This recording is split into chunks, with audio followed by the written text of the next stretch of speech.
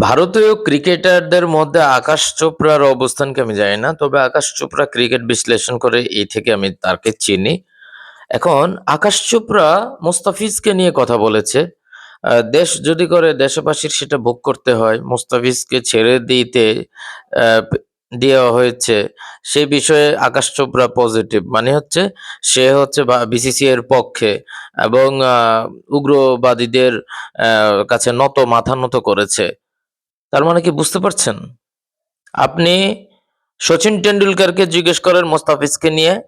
শচীন টেন্ডুলকার বলবে যে, "ক্রিকেটের সাথে পলিটিক্স একসাথে যায় না, করা উচিত না। খেলোয়াড়দের উপর এভাবে এগুলা করা উচিত না।" আপনি দেখেন, শহীদ আফ্রিদির সাথে যখন আবার শচীন টেন্ডুলকারের যদি দুবাইতে দেখা হয়, তখন তারা কিন্তু দেখবেন হ্যান্ডশেক করবে, কথা বলবে। এর আগেও আমরা দেখেছি মোহাম্মদ আমিরের সাথে বিরাট কোহলির অনেক সুন্দর সম্পর্ক। দেশে, দেশে হানাহানি হতে পারে। কিন্তু তাদের সাথে যখন দেখা হয় একজন আরেকজনের সাথে সুসম্পর্ক বজায় রাখে।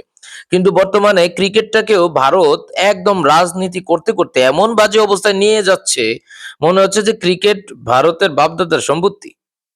মানে তাদের কথাবার্তার লেভেল এমন হয়ে গেছে যে মনে হচ্ছে যে তাদেরকে ছাড়া চলে না। সো বাংলাদেশ ক্রিকেট বোর্ড কি চিন্তা ভাবনা করছে? এখন তারা একটা অগ্নি পরীক্ষা দিবে। মুস্তাফিজকে কলকাতা ছেড়ে দিয়েছে বিসিসিআই বলেছে এই কারণে। নাইলে কিন্তু কেকেআর ছাড়তো না। আমার কাছে মনে হয়। কেকেআর এর এইখানে কোনো দোষ আমি দেখি না। এটা বিসিসিআই তাদের কর্মকর্তারা এটা বর্তমান মোদী সরকারের চাপের কারণে এই কাজটা করেছে। আমার কাছে যেটা মনে হয়। আপনি দেখেন সেই মোদী সরকারেরই জয়শঙ্কর ঢাকায় এসে পাকিস্তানের স্পিকারের সাথে হ্যান্ডশেক করে।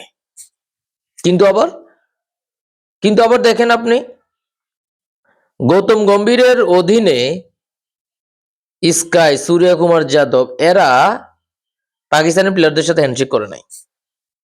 কেন?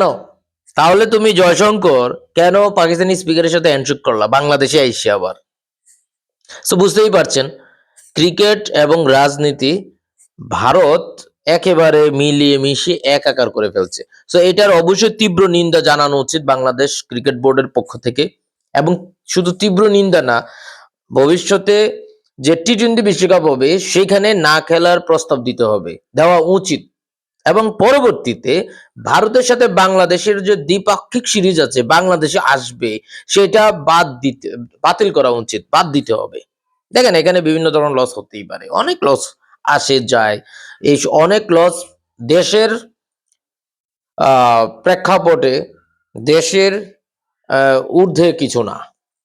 আপনি যেটাই করেন না কেন দেশের ঊর্ধ্বে কিছু না। হাসিনা এত বড় নেত্রী, সে পালাই গেছে, কোথায় গেছে? ভারতে। ভারত তাদেরকে পালছে এই কারণে। সো অবশ্যই তীব্র নিন্দা এবং হচ্ছে ভারতের সাথে ক্রিকেটের যত সম্পর্ক আছে সব ক্যান্সেল করে দিতে হবে, ক্যান্সেল করা উচিত এই ইস্যুতে।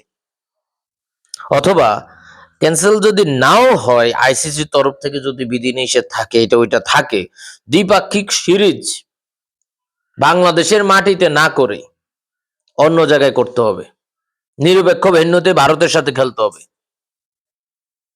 ভারতের সাথে বাংলাদেশের যে ম্যাচগুলো হবে সেটা নিরপেক্ষ ভেন্যুতে খেলতে হবে। যেমন পাকিস্তান ভারতের ম্যাচগুলা ভারতে হয় না, পাকিস্তানে হয় না, থার্ড থার্ড কোনো কান্ট্রিতে হয়। বাংলাদেশের ম্যাচগুলোও থার্ড কোনো কান্ট্রিতে হতে হবে।